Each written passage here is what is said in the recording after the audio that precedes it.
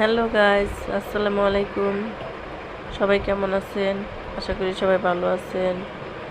আজকে আমি দেখেন আপনাদের মাঝে কঙ্কা ব্র্যান্ডের একটা কুকার নিয়ে আসলাম।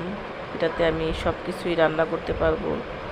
আমাদের রাইস কুকার আছে, তবে এরকম মিডিয়াম সাইজের মাল্টি কুকার আমার কাছে নাই।